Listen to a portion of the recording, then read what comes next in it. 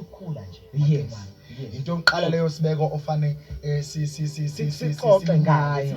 Yeah. Ukuthi umuntu nje meke wathatha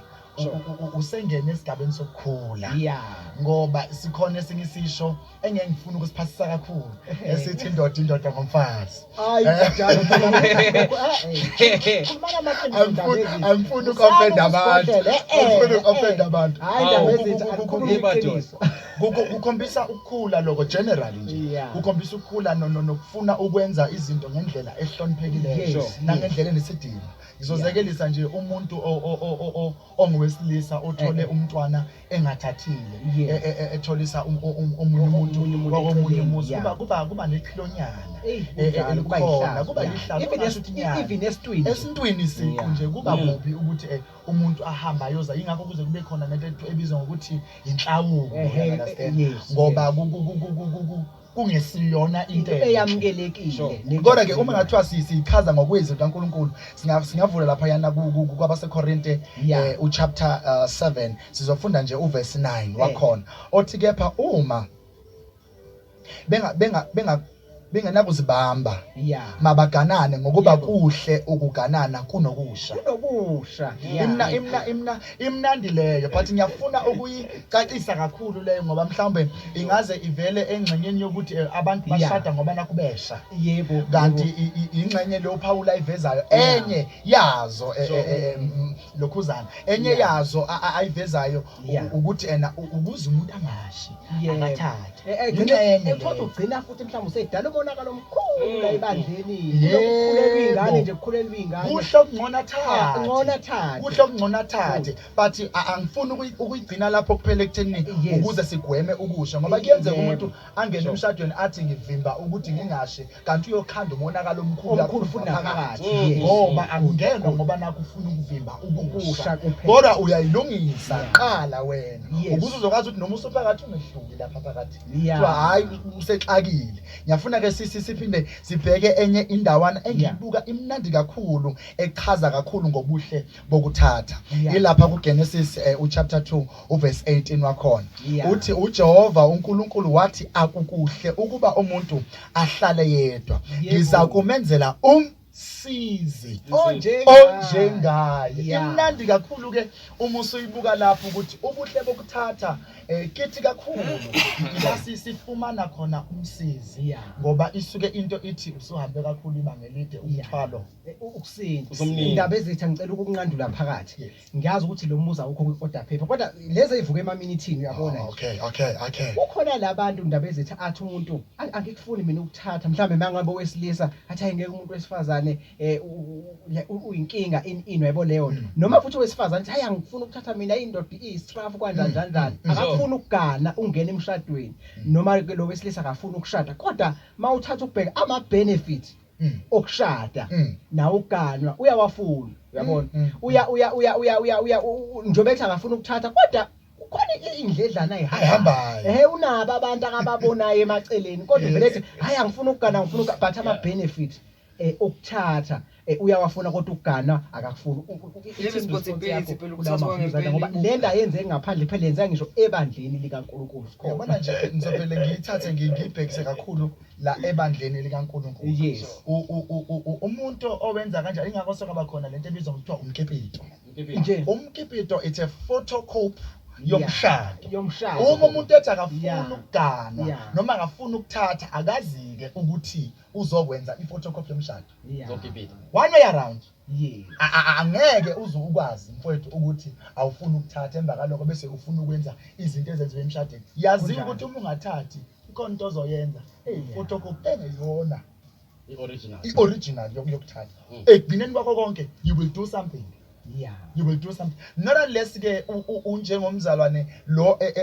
esike sakhotha kuyo uPaul umthelo ayike lapho siya understand indaba yakho uzohlala uhlale umthelo ubizelwe uhlala wedwa kodwa uma ungabizela ukuhlala wedwa angikwazi ukuthi bangakhi bona laba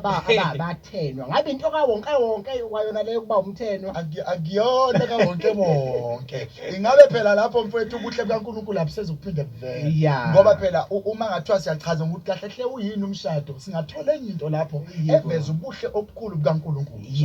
Yes. So ke angikho kanjani manje. Kodwa manje sikubuka kuyiphutha elikhulu kusho ukuthi manje ufuna ukwenza umsebenzi womuntu othathile ongathathanga. Iphutha lelo. Iphutha lelo mfowethu. Awukwazi ukuthi uthi wena awufuni ukushada kodwa futhi wenza izinto zabantu abashadile. Injalo. I-era leyo enkulu kakhulu. And nokuthi nawe it does affect you in a way ngoba noma kuthiwa sekufika isikhathi ngempela sokuthi mhlambe ke usushintshe ngoba phela umuntu ngalesikhathi ekhula ezinye izinto mhlambe umuntu unokuzisho mayise no 20 something yabo mangabe ikhula nengqondo iqala ishintshe uyayibona leyo nto abuka izinto ngenye indlela mase kufanele leso sikhathi mhlambe uNkulunkulu aza kubusisa wena vele already kade ujwayele ukuthola ama benefits okuthatha okuba semshadweni kodwa ungekho usofika vele lento ngoba kuba ngicabanga kuba nalento ebakhona nje yomuntu mayisuke eyongena emshadweni yazi ngifuna ukufike ngiphile ngalendlela maye umakoti mawesifazane ngifuna ukufike ngimnakekele nje umnyeni wami maye indoda uthi ngifuna ukumthanda wena ufika vele usukhathe sakaqedile osibongile noJabu bakuphula inhliziyo bekukhathaza walimala ngisho awusezokwazi ukwenza izinto ezifanele okufanele uzenze ngoba uzongena unale experience ukuthi ngiyayazi lento ngiphilile kulento awusena kuzidla okuhle ngayo ngakho uyaunderstand ngakho no kuyezwakala ngendlela enkulu mhlambe ke futhi umbuzo wesibili esingaba nawo ukuthi ke mhlambe uma ke umuntu esengenile kukho ukuthatha iziphi izinto nje ezizinguquko angazilindele ngoba uyazi phela isikhathi esiningi ukuthi kwakuthiwa insizwa yayiziwashe isaseyodwa kwanje mayisiganiwe kuthwezi kwasho njalo kuthwezi yashintsha siyazi ukuthi manje ke isikhathi esiningi ke futhi ke kulama couple amanje asemancane noma ke kungenzeki kanjalo anyway because kuyalekelelwana isikhathi esiningi ama couple amanje they help each other a lot yabo but kodwa ngizama ukusebenzisa lokho ukuthi ke kwakuzama ukuchaza ukuthi kodwa ziba khona inguquko ezithile eziba khona akusithatha sibeke ukuthi iziphi lezo nguquko eziba khona ngaba mhlambe futhi ezinhle siyafuna ukuzizwa lezi siyafuna ukuzizwa ezinhle kakhulu ngoba emshadweni kunalento eyestigma lokuvezwa ngathi kuvezwa izinto ezimbi makuba nama hashtag ezinto ezimbi zingabe bikho lezi ezinhle siyafuna ukuzazi nazo izinto iyo kakhulu ke le elimazayo macungane leyo ukuthi kuvezwe kakhulu izinto ezimbi ngomshado sebesaba exactly okay la nginento ethi inguquko generally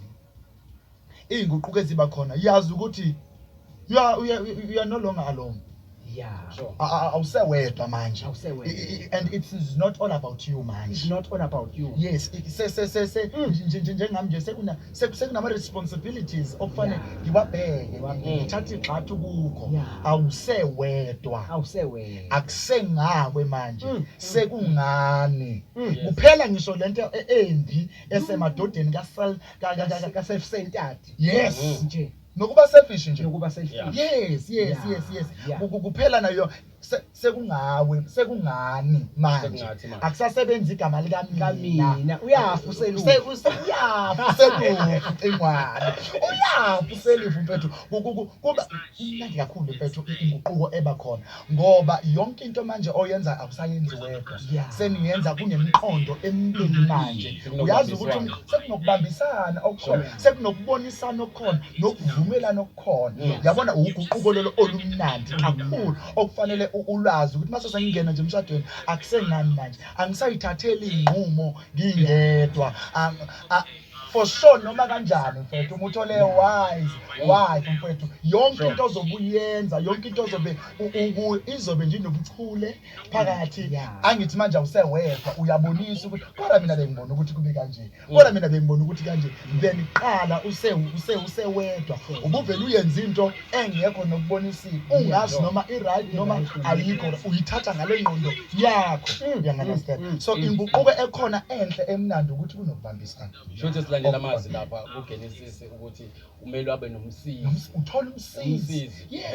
uthola umsizi okhomba ukuthi mhlambe kwesinye isikhathi usuku uNkulunkulu azi ukuthi umuntu wesilisa mayihambe endleleni yakhe kukhona la azodinga ukusizwa khona ngayibheka mhlambe ngaleyo ndlela ukuthi umuntu wesifazane kukhona vele igxatha lidlalayo kumuntu wesilisa ekuthenini kukhona izinto ebezizomhlula mayiqhubeka nempilo noma inenqubekela phambili yakhe uyabona ke lapho mfowethu asikuveze nje ngokusobala Sure. vele nje akukuhle ukuthi indoda ibe yodwa Yeah. lo ngesikubalekele Ngeke silokhu sishuka ngoba futhi. uyabona mfowethu uma ngathiwa siyakunaka lokhu ngempela fuze ngabe iningi lethu Yeah. lithathiwe nje lithathile ngoba ukuba wedwa mfowethu kunezinto eziningi ezimalayo kunesidingo esikhona obuyiselwa kunesithunzi oba naso maxhumane endaweni nje ukuthi hayi isicelo asesisicelo nje kodwa manje usewubaba uyangiunderstand ngani ngenxa yokuthi kunomuntu osumsondezile wamtha ubuhle lobo inguquko ezikhona uma ngathiwa sigijima siya lapha ezweni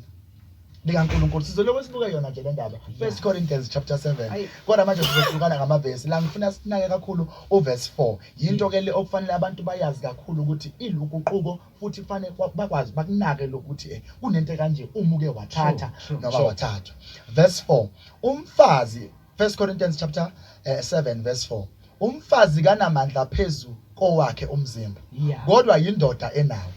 kanjalo nayo indoda ayinamandla phezulu kowawo umzimba kodwa umfazi onayo ngiyayizwa le ndaba angithi sibuyela kule yanto leyo ukuthi ubuzenzela noma kanjani yebo ngiyangizwa mfowethu lolu guquko ofanele ulwazi ukuthi njengamanje ngiyangibona nje ngizothatha example mina bengithanda ukugunda enye into lapha ekhanda lami ngiyichaza kodwa nginele ngathatha angisakwazi manje ukuhamba ngiyokwenza noma ngayini ngomzimba wami ngingabonisananga noma mntimana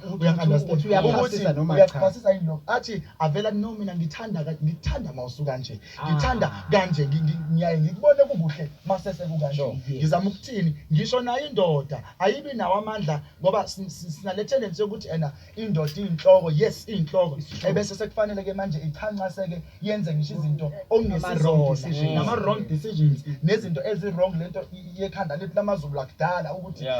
indoda la ekhaya izwi likaNkulunkulu lithi umuntu onamandla phezu komzimba wakho ndoda umfazi wakho kanjalo nomfazi umuntu onamandla phezu komzimba wakhe yindoda kanti nayo ndoda leyo njalo inenhloko yayo futhi kanti nendoda leyo hayi leyo bacingwane ke ijule kakhulu ke leyo ijule kakhulu lapho ke bacingwane ngiyafuna sibe nosuku olunamandla ukuyichaza kabanzi sihlube ayisazoyihluba athi ngize ngilandele ekulombuzo yini okumele umuntu ayiqikelele ukuza angawi emva kokuthatha ngoba abantu abaningi siyabathola sebeyabalisa siyabathola abanye abantu bayashada bayasheshe bayadivorca sekhona inkinga angazi noma mhlambe iziphi lezi zinto lezi abangayiqaphelisisi kahle kudinga ukuthi umuntu ayiqaphelisise kahle mayisethathile ukuze angeke akwazi ukuthi akhathe umsebenzi kaNkulunkulu kade simkhethele noma nje omunye endaba ezuthola ukuthi wena mfowethu umzo ubekade evutha ekukhuleni eshisekela emthanda uNkulunkulu anele agane inkosi yami avela ngene efridini kube nje yibotholo into ongakazi uyibona abande qa akusavuki nezwi akusavuki emhlabeleni ubona inkosi yami ingane yabantu yazi faka umsobho eswayini umuntu beshisekela njalo zonke lezo zingenzeki so one thing abantu into oqala kufanele siyazi uma singena emshadweni yiba nesandla somshado yazi ukuthi umshado uyini intoni uyiqonde ukuthi umshado uyini ngizoyithi nje hlephu kancane ngoba nayo idinga olunye usuku ukuthi siqanqathe umshado isambulo sawo mzosithi umuntu uzoveza uKristu nebandla kuwo indoda izodlala indima kaKristu umfazi uzodlala indima yebandla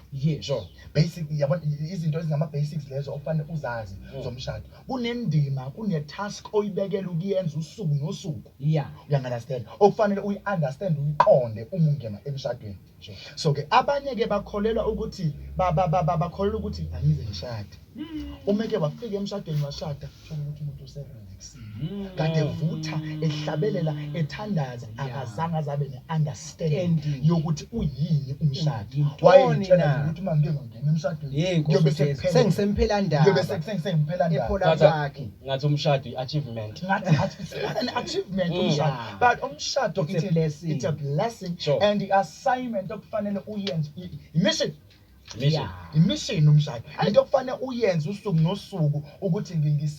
ngiseyikho yini lokhu uNkulunkulu okufunayo emntwini uma ezokwambula wena njengami nje umkhuleko ofanele ngiwuthandaze each and every day ukuthi uNkulunkulu ngiveza wena yini ukuthi uKristu ulithanda kanjani ibandla lakhe kunjalo umfazi kufanele abe nako lokho njalo ukuthi ngiveza kona yini uNkulunkulu ukuthi ibandla kufanele react kanjani umyeni walo onguwe so mawuna leso sisambulo somshado awuzokuwa mawufika emshadweni kodwa instead uzokhula kakhulu uzovutha kakhulu. Uyabona sakhuluma ngokushisakela khona engifuna ukubheka nje la indaba ezitha kukhona ukuthi kwesinye isikhathi umuntu kwawucela umshado awucele kuNkulunkulu kodwa mzukwane sewutholile umshado bese seshiya indawo ayekuye sacela ungathini mhlambe ngalokho abantu abacelayo uyawucela umshado uNkulunkulu asiyaphendula athi nawo umshado akunike wona bese wena usushiya le ndawo awukuyo usacela bese wena usushiya lesa space lesiyana la uNkulunkulu ekwazi ukuconnecta nawe khona angithi ngizophinde ngibuyele kule ndoda engisho ungene emshadweni ungazi ukuthi uyokwenzani nokuthi iyini lento oyingenele emshadweni ibhlungu kakhulu uthola ukuthi kunenye evama ukwenzeka uthola ukuthi besine-worship la ebandleni lisihlabelelela ngendlela emangalisayo uma like nje lashada selihlala emuva manje Nkosi selumama selithula asayenzi imishini akusikhona ukuzoveza angazi ini emshadweni kodwa emshadweni iyodwa into abakufanele bayazi especially abazalwane bazodlala indima enkulu ebandleni even emphakathini ngisho emndenini ke nje uqobo ungathola ukuthi usemndenini ongasindisiwe kufanele ukuveze lokhu ukuthi ena umshado uyinto enja uvezani uyini kuvele nezithelo nezithelo zokholo ubaba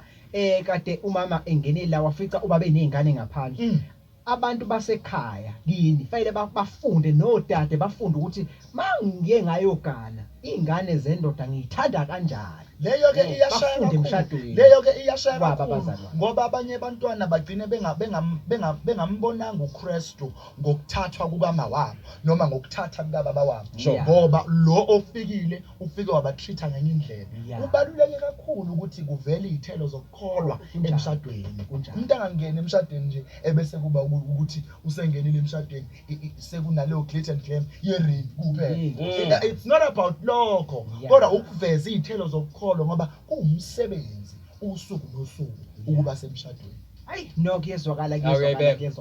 mhlambe ke umbuzo futhi ke esingaba nawo nje la wesini ukuba iziphi ingqinamba nje ezibe khona ongayibalula nje uzisho uyibekwe phekwe etafula othi yabo lezi ngeke kuhlabayele bayiqonde bazazi ukuze njalo bezohlala behlomile benze isiqiniseko sokuthi sathana akayitholi indawo ngoba I believe ukuthi umshado into enhle iyaba nama-test yayo abantu abathestwa ngayo abanye banokuthestwa ngokushonelwa mhlawumbe uthothi omunye ushonelwa izingane omunye mhlawumbe banama-issues ekhaya nomndeni zibaningi nje izinto eziba khona kuyahluka from one person to another kodwa-ke ukuhlonyiswa esikufunayo kukho uyabuka ngizovele ngindlale kanje lena macingane ngiyafuna siyinake kakhulu-ke labafowethu eyezingqinamba eziye zivele emshadweni mhlawumbe nama-conflict futhi kuningi nama-conflict ngoba phela kusho ukuthi ngasonke isikhathi nizohlala njalo nivumelana ngey'nqumo kuzoba khona la ningaboni khona ngendlela efanayo kodwa-ke nje umzo uma ungena emshadweni kufanele wazi ukuthi lo muntu omkhulekele noma ongena naye emshadweni uzinesiqiniseko sokuthi unguye ngempela yini ingakho kudinga isikhathi before umuntu angene emshadweni kungabi nje umkhwaphumuzo njengohebe ethatha itswele yes cha yazi enye into efike ibe inkinga ungene is to find out ukuthi lo muntu ebengithi uyena akusiyena ubedlala indima uvele ama-true colors akhe mhlawumbe ungawaboni wena ngenxa yokuthi into yenu niyenze yavele nje ukushesha uya-understand nawe awangayinika isikhathi sokukhuleka kakhulu ngoba kahle hle uma uzongena emshadweni uyadinga umuntu ukuthi akhuleke amsize uNkulunkulu ukuthi enze i-choice e-right ukhetha umuntu ngoba ngempela noma ungathi ngizongena kwi-courtship naye akuyona igaranti ngeke umfunde umuntu hayi futhi-ke o-eva abanga hayi inkosi malanga angashaya mfana uyabona indaba ezithi abakuza lapho kule ingqinamba khona la ngifuna ukubheka khona. Ngiyazi ukuthi ngaphambi kokuba empilweni yakho uqala waba insizwa. Wadlula emsizweni wasuwaba indoda wasuwathatha. Sengibuza ukuthi mhlambe ke akwenzeki yini ukuthi kube khona abantu mhlambe noma babe khona empilweni yakhe yomnsizwa ababuyayo mhlambe beaffect la uba manager kanjani labo bantu ngoba siyafuna ukwazi ukuthi umuntu uqala abe insizwa kube khona abantu abaziyo mhlambe kwesinye isikhathi kube khona nowesifazane okuthandayo nje uyakuthanda nje kodwa mhlambe akayikhiphi leyo nto bese mase sekufike ithuba leli lokuthi wena usuthathile usuhlezi phansi bese mhlambe ayayiveza uyaye mhlambe uyisebenzise kanjani izinto ekanjani noma uyaye ukunqande kanjani ukuthi kungabe bikho omunye umuntu wesifazane ozovela ethombeni la mzuka mina sengishadile mzo so into kufanele siqikelele yile association umuntu qeda kushada so angizukwazi maqingwane besibe umngani nami uyangalasena mfowethu ebunsizweni uyakwazi lokho bese ngabangani sizwana kakhulu but manje uma sengene kulesi sigaba abantu engizi-associate nabo abantu okufanele kube abantu abakulesi sigaba engibuso inkinga hayi ngoba u-wrong noma ngoba ubheda yini khona izinto ongeke uyi-understand khona izinto wena amaqingwane ongeke uzuyi-understand uzofuna wena amaqingwane ukuthi njalo ngo-4 ngesikhathi ebesijwayele ukuba ngaso egroundini siyodlala ibhola kufanele sibe khona lapho uzofuna ukuthi mhlawumbe owesifazane uzofuna ukuthi mhlawumbe ade siyoyigobhoza ekhoneni ngizama ukuthini ngifuna ukuthi abantu ababa ngama-surroundings akho emva kokuthi ushade kufanele ukuba abantu abasesigabeni okuso lokho okubuzayo mzo ukuthi sekuvela nangomuntu wesifazane uyaxaka manje usemika angithi ke yilento ukuthi siba nezimfihlo ngisho sekufanele singene emshadweni kunezinto kufanele uzenze mzo uma uzongena emshadweni uhlala phansi nomuntu ozongena emshadweni umchazele ngezolo lakho i-background yakho umchazela ngayo yonke ukuthi kunomuntu kanje kunomuntu kanje mina nobani ubudlelwane bethu behamba phambi begcine la ukuze nangelinye ilanga noma unobaba wengane shona ukuthi ngingingane nobaba wengane imfihlo ngoba imfihlo yizona ezenza ukuthi amangathi hawu kanti wena uzwana kangaka nobani nizwana nizeni hagani understand uyayibuka mina nje for instance kunontombazane oyi-family friend yasekhaya okuwa kuusilendizwane sure akekho umuntu ebesimkhonze kanje ya ekhaya ubefika ekhaya enze konke bewumngani wasekhaya angithi ke kufanele ngikuveze lokho kumamtima ngithi hayi bo ungamangani masengena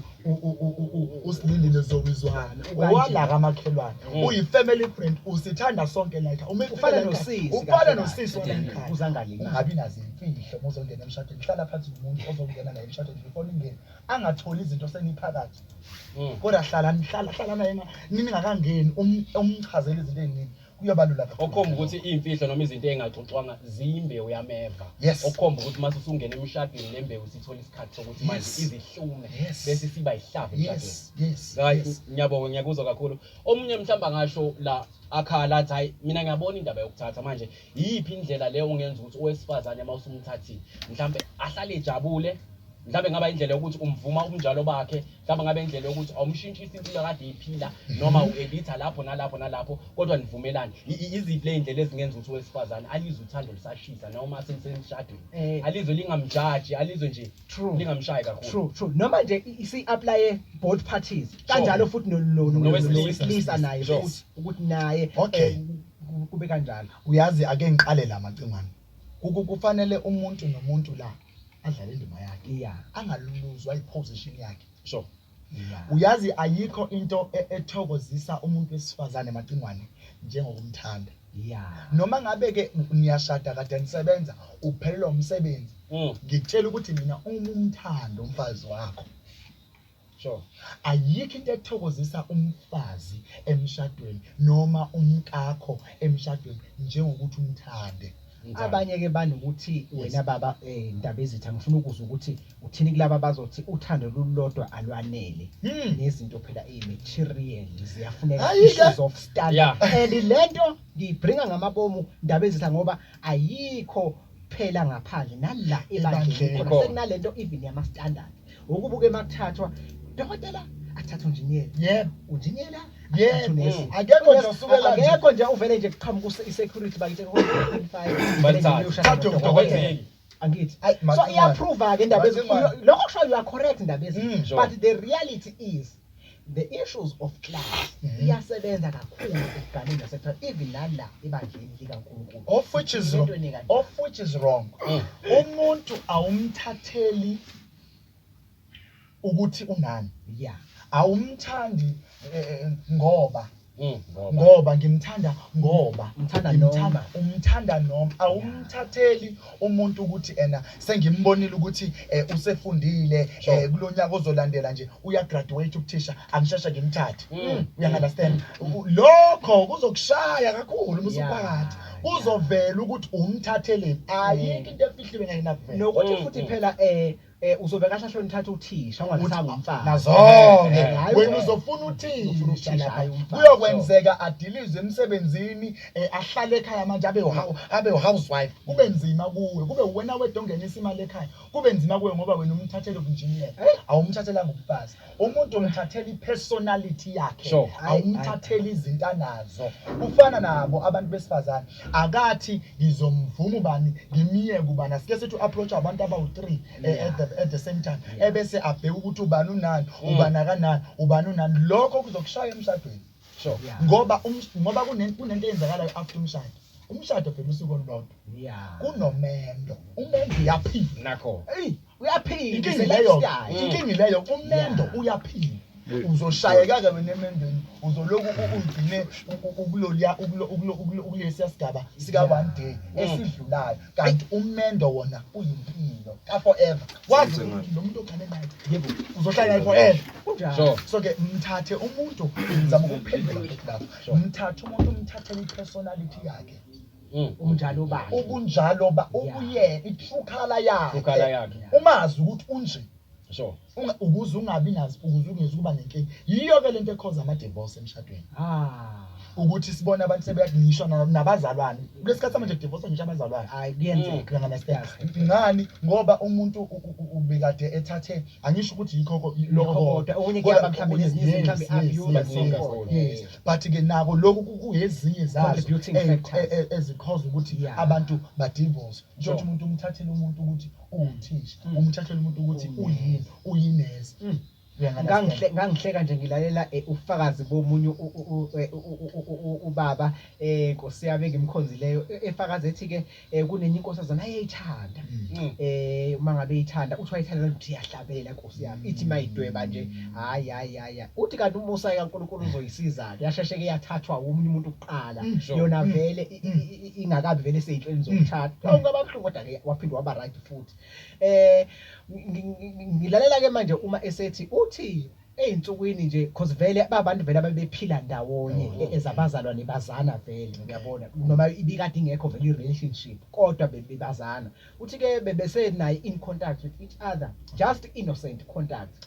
uthi ke useyamxoxela ukuthi ke hey yazi phela njalo ukuhlabela angisakwazi selaze laphela ngishiphi uthi ngabuka ukuthi kwakungabuyele emuva njengoba mina ngangichazwa kangaka ukuhlabela uthi ngamadina esecula mina bese ngiyaqhamuka ngiyashuma Tori uyabona lokho kuphindele emuva indaba ezintsha noMacingwane lokho kuphindele emuva ngithatha lo thando leli mangilibeka ngifuna isilinganiso sakhona ngimfanise nothando la umama ethanda ingane yakhe engenazi izinto angayikhomba ukuthi ngithanda umntanami ufunde kanje ukuthi uney'nwele kanje kodwa ngithanda yena uqobo ngiyalithatha mhlambe uthando lolu lwasemshadweni ngilifanisa nalokho ukuze uzokwazi ukuthi ungabi ney'ngqinamba uma usungene phakathi yazi ukuthi lo muntu ngithanda ubuyena angithandi mhlambe izinto angaba nazo ngoba izinto angaba nazo ziyaphela nangu uMacingwane manje uyasilandiza mhlambe let's say ngangithathe uthisha kwenzeke mhlambe ekuhambeni